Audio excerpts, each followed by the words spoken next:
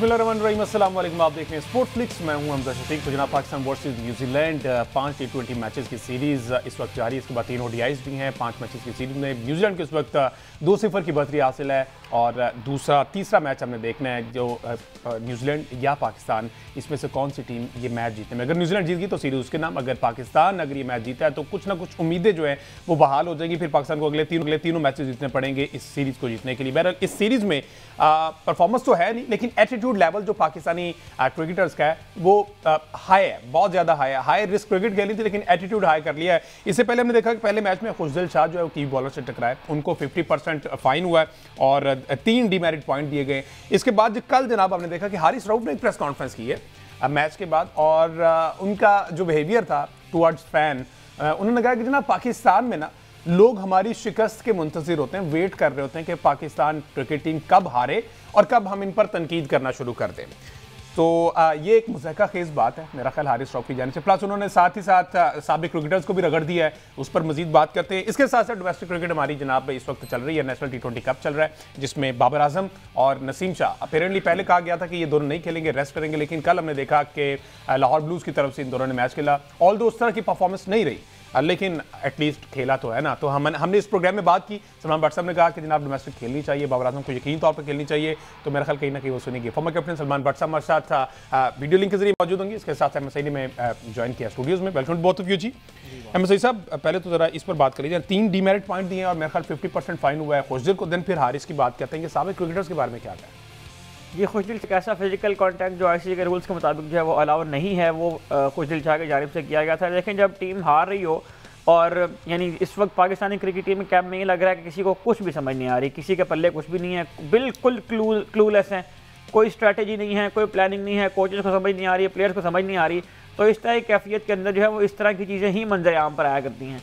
आमतौर पर ये जो टीम स्पोर्ट्स होती है उनमें जो परफॉर्मेंसेस का तस्करा होता है, लेकिन परफॉर्मेंस जब ना हो तो फिर जाहिर है कि इस तरह की चीज़ें होती हैं। किसी को डीमेरिट पॉइंट हो रहा है, किसी ने जो है वो खिलाफ वर्जी कर दी है कवानीन की, किसी ने जो है वो कुछ बोल दिया है। और अब एक और फैशन बिल्कुल ये आ गया, आप जिस तरह से निशानदेही की कि हर प्लेयर जो है वो उठता है और वो साबिक क्रिकेटर्स के ऊपर जो है वो बात करना शुरू कर देता है कि साबिक क्रिकेटर्स जो है वो चैनल्स के ऊपर बैठ कर ये बात कर रहे हैं, वो बात कर रहे हैं। तो मेरा ये ख्याल है कि जब तक आप जीतेंगे नहीं, जब तक आपकी परफॉर्मेंस जो है वो नज़र नहीं आएगी, जब तक आपके वो नंबर्स जो मैटर करते हैं वो स्क्रीन के ऊपर नहीं आएंगे, उस वक्त तक आपके बारे में इस तरह की खबरें ही चलेंगी कि किसी को डीमेरिट पॉइंट हो गया है, किसी के जो है वो कवानीन खिलाफ वर्जी हो गई है, किसी के साथ जो है वो फ़ैन ने बदतमीजी कर दी है। तो अनफॉर्चुनेटली पाकिस्तानी क्रिकेट से आजकल इस तरह की खबरें ही आ रही हैं। बिल्कुल दुरुस्त आपने कहा है, खुशदिल शाह को जो है वो फ़ाइन किया है आईसीसी ने। खुशदिल शाह को इससे पहले भी एक बार जो है वो इस तरह की खबरें जो है वो सुनने में आई थी कि उनको जो है वो फ़ाइन हुआ था। तो इस तरह की खबरें पाकिस्तान क्रिकेट के लिए कोई बहुत ज़्यादा खुशगवार तासुर लेकर नहीं आ रही हैं। अच्छा, साथ ही साथ जो हारिस रऊफ की जानिब से लेम एक्सक्यूज़ पेश किए गए। अच्छा, छोटी बाउंड्री उनके लिए भी वही थी, हमारे लिए वही थी। कह रहे थे कि जो कैचेस थे वो छक्के हो गए, तो भाई आपकी तरफ से तो ऐसा था ना, वही बाउंड्री थी। तो इस तरह के लेम एक्सक्यूज़ आना, एक हमारे जो पीक का बॉलर है, प्राइम टाइम बॉलर है, लेकिन अपन क्या सोच के करते हैं। देखें, हारिस रऊफ ने तकरीबन 80 इंटरनेशनल T20 खेली हैं पाकिस्तान के लिए, और 80 मैच खेलने के बाद भी अगर आपकी प्रेस कॉन्फ्रेंसिस का ये मयार है कि आपको समझ नहीं आ रही क्या बात करनी है और आप ये कह रहे हैं कि जी लोग इंतजार कर रहे हैं कि टीम हारे तो हम तनकीद करें, तो मेरे भाई आप मुझे ये बताएं कि आप आखिरी बार जीते कब थे। आप कौन सा फॉर्मेट, टेस्ट क्रिकेट की बात करें, ODI की बात करें, T20 की बात करें, मुझे बताएं आखिरी बार आप लोग जीते कब थे। ODI में आपका आखिरी इवेंट था चैंपियंस ट्रॉफी, उसमें क्या हुआ आपके सामने है। T20 में आपके साथ क्या हो रहा है आपके सामने है। टेस्ट में वेस्ट इंडीज की टीम आती है, वो पाकिस्तान में स्पिन विकेटों के ऊपर ड्रॉ करके चली जाती है। आप जीते क्या है। पिछले 1.5 साल में पाकिस्तानी क्रिकेट टीम सिवाय 2 टेस्ट मैचेस जो इंग्लैंड के अगेंस्ट हुए थे इंजीनियर्ड पिचेस के ऊपर जो स्पिन ट्रैक बनाए गए थे, उसके अलावा पाकिस्तानी क्रिकेट टीम जीती क्या है पिछले 2 सालों में। और आप ये कह रहे हैं कि इंतजार कर रहे हो। अब इंतजार करने की भी जरूरत नहीं है हुजूर।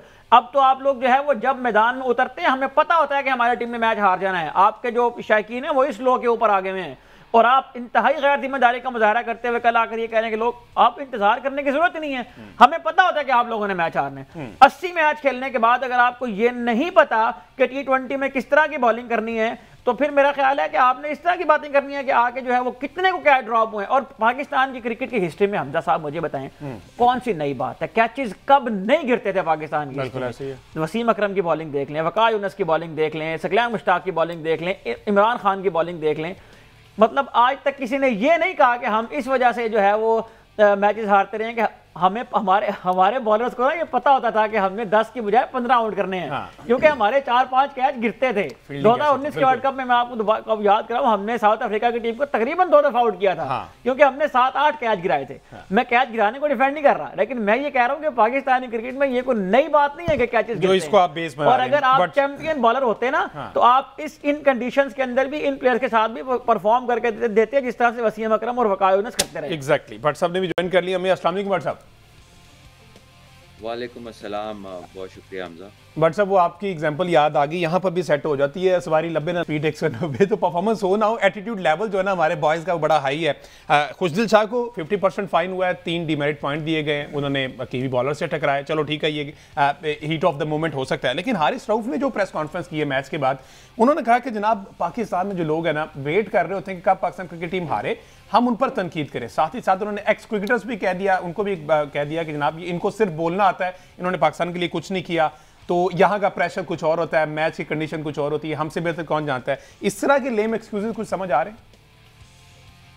यार मैंने सुना तो नहीं है उसको, जाहिर है ये एक गैर ज़रूरी सी बात है अगर उन्होंने ऐसी तरह की बातें की हैं। मतलब उस वक्त से डरें कि जब शायद लोग उन पे क्रिटिसाइज करना भी छोड़ दें।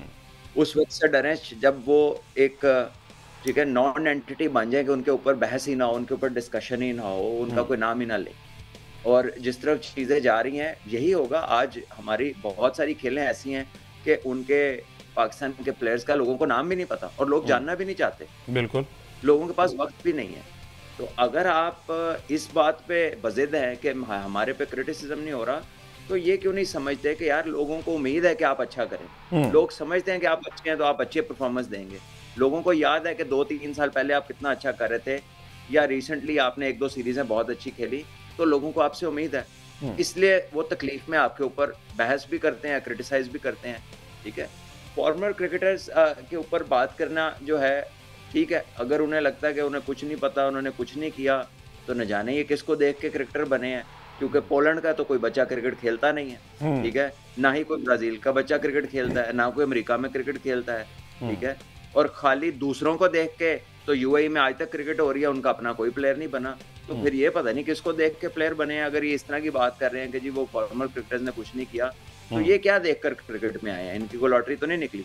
बिल्कुल, I think it is the sort of mindset we have, it is the sort of educational background that we have, it is, you know, it is so many various reasons, and also the bad company, poor company that we have। और poor company में बहुत सारे लोग हैं जो करते रहते भी हैं, जिनका कतन खेल से कोई ताल्लुक नहीं है, और वो जब इन लड़कों के इर्द गिर्द मंडलाने लगते हैं डिफरेंट कैपेसिटीज में, तो फिर ये उनकी बिल्डिंग करते हैं, मेंटली इस तरह का उन्हें बिल्डअप करते हैं कि तानू हर वेले एवं लोग चढ़ते तनकीद कर देने, देखे ये तो इनको तो कोई इन्होंने खुद क्या किया है, ये क्या करता था, वो क्या करता था। तो अगर आपको इससे बेजारी हो रही है तो कोई बात नहीं है, वो वक्त भी दूर नहीं है कि या तो आप बहुत बड़े परफॉर्मर बन जाएंगे तो आपकी तारीफ शुरू हो जाएगी, और अगर नहीं बनेंगे तो फिर आप किसी की गुफ्तगू का हिस्सा नहीं होंगे, और मेरा ख्याल है कि वो वाला वक्त ज्यादा बुरा लगेगा, खुदा न खास्ता अगर।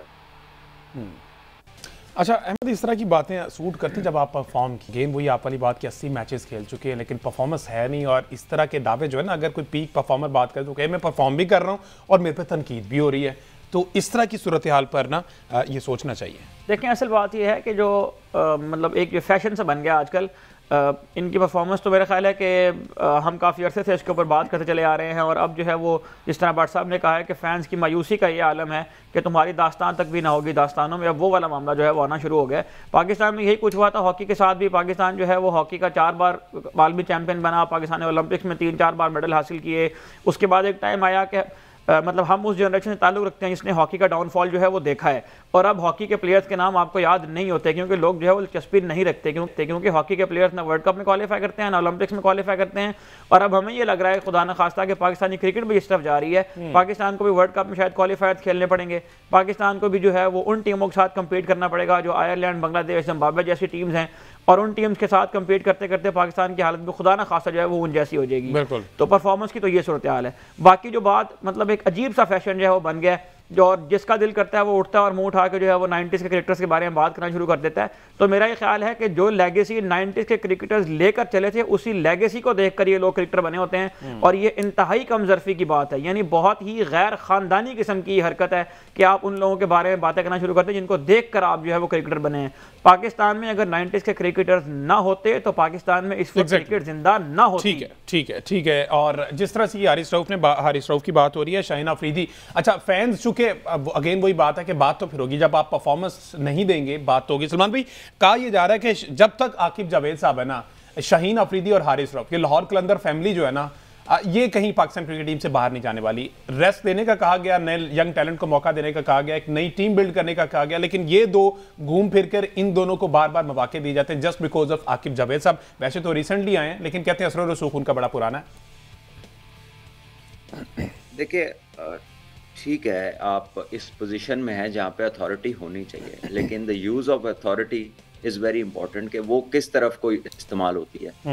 देखिए मुझे नहीं पता कि उनकी क्या रीजनिंग है, क्योंकि प्रोबेबली आपके पास बॉलिंग में कोई बहुत ज्यादा मटेरियल नहीं है, लेकिन मेरा सवाल है कि जब चैंपियंस कप हुआ था ना पहला, और गैरी कर्शन भी जिसमें बैठे थे और जिसमें गिलेस्पी भी आए थे और तमाम पाकिस्तान की तवज्जो उस चैंपियंस कप पे थी फैसलाबाद में जब हुआ था, तो एक ही नाम की ज्यादा बाज़गश्त थी और वो था Aqib fast bowler left Javed. सवाए उसके मेरा ख्याल है पूरे चैंपियंस कप के बॉलर खेल गए हैं, वो कहीं नजर नहीं आया। ठीक है, उसके बाद आपका जो दोनों टूर्नामेंट्स में टॉप परफॉर्मर था, वनडे में भी T20 में भी, वो सा हुसैन तलत, वो भी हमें कहीं नजर नहीं आया। यासिर खान लड़के ने चैंपियंस कप के फाइनल में 100 किया, उसने PSL में 100 किया, उसने हर जगह पे परफॉर्मेंस दी, उसका भी कहीं नाम नहीं आया।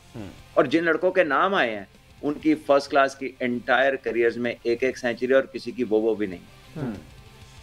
इसी तरह जो बॉलर्स की आप बात कर रहे हैं, पिछले कितने अरसे से इकोनॉमी रेट्स इनके जो है वो स्काई रॉकेट है। ये इकोनॉमी रेट ही ठीक नहीं है, विकेटें तो दूर की बात है, इकोनॉमी रेट ही ये जो है अपने फास्ट बॉलर दोनों जिनका आपने जिक्र किया, देखिए ये बहुत सुपर टैलेंटेड लोग हैं, ठीक है, लेकिन इसका मकसद कतन ये नहीं है कि ये उसको अपनी जागीर समझ लें और ये उसके बाद इस तरह का बिहेवियर शुरू कर दें, और अगर इनके ऊपर कभी कोई तनकीद हो तो इनको शेल्टर भी दिया जाए और उसके बाद ये कहें कि जी हमसे बात ना करें कोई परफॉर्मेंस के बारे में, हमें कोई बताए कि उसने खुद क्या किया है। आई थिंक ये एटीट्यूड ग्रोथ होने ही नहीं देता, होने ही नहीं देगा भी, चाहे इनके साथ जो मर्जी है, चाहे हेड कोच इनके साथ है, चाहे कोई फैमिली इनके साथ है, चाहे इनके साथ जो मर्जी है, अगर ये एटीट्यूड है तो this will take them nowhere.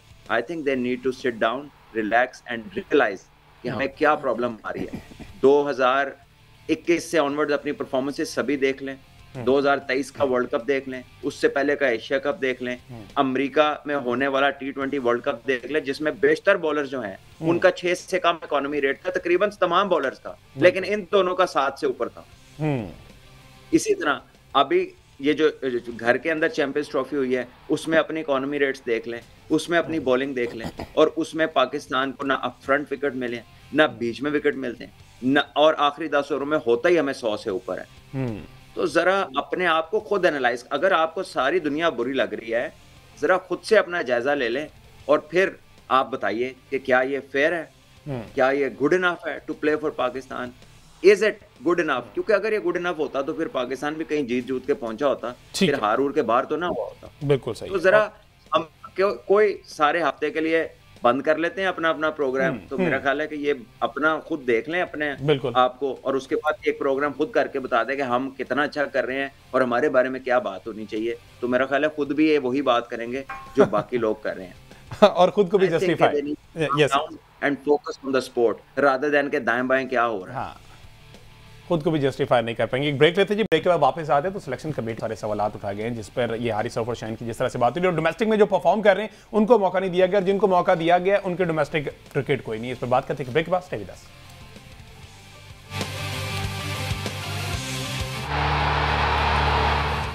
Welcome back जी। बात हो रही है पाकिस्तान क्रिकेट के हवाले से, तो इससे पहले हमने पाकिस्तान न्यूजीलैंड सीरीज पर बात की, अब थोड़ी सी बात कर लीजिए डोमेस्टिक क्रिकेट पर। नेशनल T20 कप चल रहा है जिसमें कल के मैच में हमने देखा लाहौर ब्लूज की जानिब से और कराची वाइट्स का मैच था, उधर से साउथ शकील कप्तानी कर रहे थे, उन्होंने बहुत अच्छा परफॉर्म किया और वो मैच भी कराची के लिए उन्होंने जीता।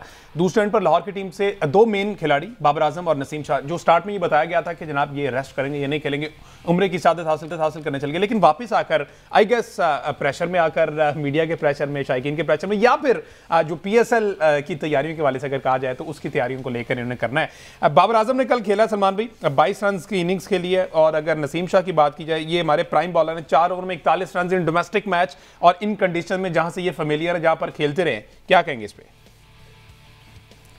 देखिए, समटाइम्स आप बड़ी भागदौड़ करते हैं, काम नहीं बनता। तो जब आप इतना ज्यादा इंटरनेशनल क्रिकेट खेल रहे हो, अपसाइड डाउन हर चीज कर रहे हो, तो अपनी एक्टिविटीज से थोड़ी ब्रेक जो है ना वो हेल्दी साबित हो सकती है। अच्छा, और हुई है, बहुत सारे मौकों पे ऐसा हुआ है। लेकिन अब ब्रेक मींस प्रॉपर ब्रेक। आप ब्रेक के अंदर ट्रेनिंग करें, थोड़ी देर जरा बल्ले से गेंद से इज्तनाब आप कर सकते हैं। लेकिन हमारे यहाँ ना एडवाइजरों की एक भरमार है, एक ट्रक उल्टा हुआ है, कोचों का, समझाने वालों का, मेंटोरों का, और घर में भी जो है हर बंदा मशवरे दे रहा है, दोस्त यार भी मशवरे दे रहे हैं, जहां जा रहे हैं वो कह रहा है ऐसे नहीं ऐसे कर लो। तो हमें ना टाइम ऑफ का कॉन्सेप्ट नहीं आता, जैसे हमें टैलेंट मैनेजमेंट नहीं आती, ऐसा लगता है हमें काफी कुछ नहीं आता। तो इसी तरह ना हमें टाइम ऑफ का कॉन्सेप्ट भी नहीं आता कि ये जो ब्रेक है फिजिकल और मेंटल, ये ब्रेक असल में है क्या चीज। तो वो डिसएंगेजमेंट हमें नहीं आती, रिबूट होना हमें नहीं आता। हम थोड़ी सी हल्की आंच पे ब्रेक लेते हैं, फिर जाके खेल लेते हैं। अब क्योंकि इसमें भी स्कोर नहीं हुआ तो और प्रेशर आ जाएगा। तो एग्जैक्टली वी डोंट नो कि why this break is essential and how it should be taken. तो आई थिंक ये ना समझी के नतीजे हैं। ठीक है, क्रिकेट खेल लेना, नंबर्स में खेल लेना और नंबर्स में ना खेलना, ये दोनों चीज़ों का ठीक है, तजर्बे का फर्क जरूर होता है, लेकिन इससे ये नहीं पता चलता कि आपकी सेंस और अवेयरनेस कितनी। अच्छा, साउथ शकील की चूंकि बात की, उन्होंने 73 रन की इनिंग्स खेली है 52 बॉल्स पर, और वो कप्तानी भी कर रहे थे। अब ये फिर बहुत बड़ा सवालिया निशान है। अच्छा, अब हम इस बेसिस पर, इस परफॉर्मेंस की बेस पे इनको कंसीडर करें, दोबारा से ये आवाजें उठने लग जाएं, कराची से आवाजें उठने लग जाएं कि साउथ शकील को T20 फॉर्मेट में भी लाया जाए, आगे T20 वर्ल्ड कप आ रहा है, एशिया कप आ रहा है, तो साउथ शकील यहाँ परफॉर्म कर रहे हैं, तो आप समझते हैं कि ये मेरिट ऑन मेरिट क्रिकेट हो रही है कि इस बेसिस पे आप इंटरनेशनल क्रिकेट खेल सकते हैं? देखिए, डिपेंड करता है उस वक्त कंडीशन कौन सी है, हालात कौन से हैं, और वेदर ये वहां फिट इन होते हैं या नहीं होते हैं। He is not a T20 player, he is a wonderful player, a classy player, test cricket में आउटस्टैंडिंग है, उसको खेलना चाहिए। ठीक है, हर प्लेयर की तरह उसकी स्ट्रेंथ्स भी होंगी, कोई उसके वीक पॉइंट्स भी होंगे, वो हर एक प्लेयर के होते हैं, वो दुनिया में कोई इतना कंप्लीट नहीं होता, इंसान है।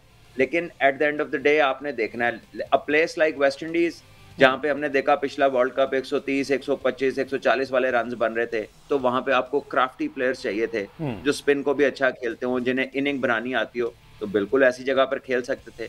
अ प्लेस लाइक ऑस्ट्रेलिया बिल्कुल नहीं होना चाहिए, क्योंकि वहां पे पेस एंड बाउंस है, गेंद तेज निकलता है, उसके अकॉर्डिंगली इनकी एडजस्टमेंट जो अभी तक की हमने देखी हुई है वो उस तरह से नहीं है। सो अगर आप हॉर्सेस फॉर कोर्सेज में देखें, there might be a place के जहां पे वो फॉल करते हो। तो पाकिस्तान क्रिकेट बोर्ड को अपनी ऑप्शंस रखनी चाहिए लाइव, लेकिन ये नहीं है कि आप किसी भी एक टूर्नामेंट की बेस के ऊपर वो एक कह लें कि जी एक क्लीशे बन जाएगा जी, क्योंकि प्रेशर आया तो जी बंदे डालना है। और जब आप खुद वीक हो, जब आपको खुद चीजों का इल्म नहीं होता, आपका अपना मेरिट जो है वो शेकी होता है, तो फिर आप प्रेशर्स लेते हैं, या फिर जो है आप किसी ऐसे तरीके से कुछ ऐसा बने होते हैं कि फिर जब प्रेशर आता है तो आपको डर होता है कि यार मैंने ला ही ना दें। तो ये जो चीज़ें हैं ना, ये मेरिट को कंप्रोमाइज करती हैं, और आई थिंक कि वहाँ पर फिर गलत फैसले होते हैं। मेरा नहीं ख्याल कि इस तरह की किसी चीज़ को अगर आप मेरिट पे हैं तो आप इसको घास डालेंगे, लेकिन हमारे यहाँ फिजा ही ऐसी है। अच्छा भला बंदा भी होता है, कहता है यार बना के रखो सारे ना यार, किसी ने नाराज ना करो।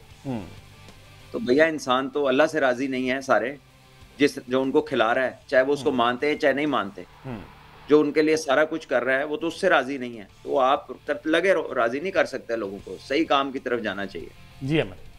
अच्छा बट साहब, 2 पॉइंट्स हैं जिन पर मैं आपसे अनुमान लेना चाहता हूँ। एक तो ये है कि हम मतलब यहाँ बात करते हैं अक्सर हर डोमेस्टिक टूर्नामेंट के बाद 4, 5, 6, 7 नाम आ जाते हैं कि ये प्लेयर है, ये प्लेयर है, ये प्लेयर है, इसको इस्तेमाल करें, इसको इस्तेमाल करें। उसमें से कुछ टीम में आ जाते हैं, कुछ नहीं आ पाते हैं। जैसे आकिब जावेद की अभी हम बात कर रहे थे, तो इससे ये चीज़ तो साबित होती है ना कि बहरहाल टैलेंट तो है सर्किट के अंदर, उस टैलेंट को जो है वो चैनल नहीं किया जा रहा, उसको इस्तेमाल नहीं किया जा रहा, और वो उस पॉइंट के ऊपर आके के काम करना छोड़ देता है जहाँ पर उसको सबसे ज़्यादा परफॉर्म करना चाहिए। तो वो क्या मसाइल है आपके ख्याल में? क्या मतलब अब हर टूर्नामेंट के बाद हम 7-8 नाम जो है वो शॉर्ट लिस्ट करते हैं, यानी टैलेंट तो प्रोड्यूस हो रहा है पाकिस्तान के अंदर, लेकिन उस टैलेंट से फ़ायदा नहीं उठाया जा रहा। तो वो कौन से फैक्टर्स हैं जिनकी वजह से ये प्लेयर्स वहाँ जाकर परफॉर्म नहीं कर पाते हैं? अहमद साहब, आपने अक्सर सुना होगा कि मैं जिक्र करता हूँ पाथवेज का। पाथवेज क्रिकेट वो क्रिकेट है जो स्टेजेस हैं, जो स्टेयर केस है टू इंटरनेशनल क्रिकेट। वो पाकिस्तान में कभी अंडर 13 से शुरू होता है, कभी अंडर 15 से, फिर जाता है अंडर 17 में, फिर जाता है अंडर 19 में, फिर जाता है शाहीन्स में, फिर जाता है पाकिस्तान ए में, और फिर जाके वो पहुंचता है डोमेस्टिक क्रिकेट में। डोमेस्टिक क्रिकेट तो खैर पाकिस्तान ए से और शाहीन से पहले ही आ जाती है। फर्स्ट क्लास आपकी आती है, आपकी लिस्ट ए आती है, आपकी PSL आती है, फिर आपकी पाकिस्तान ए, शाहीन्स, और फिर आप पाकिस्तान की लेवल तक। ओरिजिनल स्टेयर केस आपका ये होना चाहिए। लेकिन आप ये देखिए कि जब हम किसी को आइडेंटिफाई करते हैं तो हम उसको कितना बड़ा जंप कराते हैं, हम उसका प्रोसेस कंप्लीट नहीं होने देते। हम उसकी परफॉर्मेंस को गेज किससे कर रहे होते हैं कि जो उसने कर दिखाया है स्टैट्स की निस्बत से। ये नहीं देखते किसके खिलाफ किया, कहाँ पर किया, हालात क्या थे, ऑपोजिशन कितनी आसान थी, कितनी मुश्किल थी, मैच में क्या हालात थे, क्या नहीं थे। और ये भी नहीं देखते कि जिस इंटरनेशनल जगह पे उसके डाल रहे हैं उस पे जो चैलेंजेस का उसको सामना है, उसके लिए इस लड़के की क्या तैयारी है। जब हमारा कोई ऐसा मैकेनिज्म ही नहीं है इन सारी बातों को गेज करने का, और हमारे गेज करने वाले लोग जो हैं वो डाटा रिलायंट है, ठीक है, और डाटा वाले वहाँ पे ऊंची आवाज में बात करते हैं, और वहाँ पे जो आपके क्रिकेटर्स हैं, मैं तो ये कहूंगा कि they are not strong enough, क्योंकि अगर वो स्ट्रॉन्ग इनफ होते तो ये वाली चीजें होने नहीं देते, but they allow all this to happen. तो या तो उनके पास वक्त नहीं है कि उन्हें रियल फैक्ट्स का पता हो, ठीक है, and they are not interested. उनको है कि जो काम मिल जाए करी जाओ, जो आता है सामने देखी जाओ, उसके मुताबिक किए जाओ, एक इजी पैसेज है वो लिया हुआ है। अगर इसमें मन मार के आपने डोमेस्टिक क्रिकेट देखी हो, अगर आप फॉलोअर हो, अगर आप प्लेयर्स को देखते हो, तो आपको पिक होता है कि यार पाकिस्तान में बेतहाशा टैलेंट है। लेकिन जो आपने की है बात चैनल करने की, वो जो चैनल होना है वो पाथवे क्रिकेट से होना है। वो आपने उसकी मतलब उसके जो ईयरली बेसिस या मंथली बेसिस, जो 6 मंथली या सीजन बेसिस के ऊपर आपने इवैल्यूएट करना है प्लेयर्स को, और सेट ऑफ प्लेयर्स बनाना है कि कौन सा कहाँ लगता है, कौन सा कहाँ नहीं लगता। और इस काम की इवैल्यूएशंस के लिए आपको अंडर 19s और 18s के डिफरेंट कंट्रीज में टूर कराने हैं। वो टूर हमारे नहीं होते, ठीक है। अब उसमें जिन जिन लोगों की जिम्मेदारी है वो लोग इसका जवाब दे सकते हैं। हम तो यही पॉइंट आउट कर सकते हैं कि जी ये नहीं हुआ, ये नहीं हुआ, ये नहीं हुआ, ये लैकिंग है, ये लैकिंग है। फुलफिल तो जिन्होंने करना है वो लोग तो कह लीजिए कि अपनी अपनी सीटों पे बैठे हैं, और वो ही बता सकते हैं। और ये मैं ये नहीं कह रहा कि जो आज आया, 4 महीने पहले आया, 6 महीने पहले आया, आप उससे पूछें। कम से कम जो 6-6, 5-5 साल, 10-10 साल से बैठा है और बैठा हुआ है, और ये काम उसकी जिम्मेदारी थी, उन लोगों से पूछें कि क्यों नहीं हुआ ये काम। ठीक है जी। और ये जिस तरह के प्रोसेस की बात की है ना, तो प्रोसेस यहाँ पर आवे का आवे बिगड़ा हुआ है सब। बहरहाल सलमान भट्ट साहब उनसे होगा और होना भी चाहिए। बहरहाल प्रोसेस की बात की तो मोहम्मद रिजवान को पाकिस्तान क्रिकेट महाना को 65 लाख रुपया दे रहा है, लेकिन उन्होंने नेशनल T20 कप खेलने की बजाय क्लब क्रिकेट को प्रेफरेंस दी। तो ये किस प्रोसेस की बात करें कि किस प्रोसेस से गुजर कर ये खिलाड़ी आगे जाएंगे? और अगर इन्होंने ब्रेक लिया भी है तो क्लब क्रिकेट नहीं, डोमेस्टिक क्रिकेट को खेलना चाहिए, PCB को रिस्पेक्ट देनी चाहिए। इस पर बात करेंगे कल के प्रोग्राम में। मुझे दीजिए इजाजत, अल्लाह हाफिज़।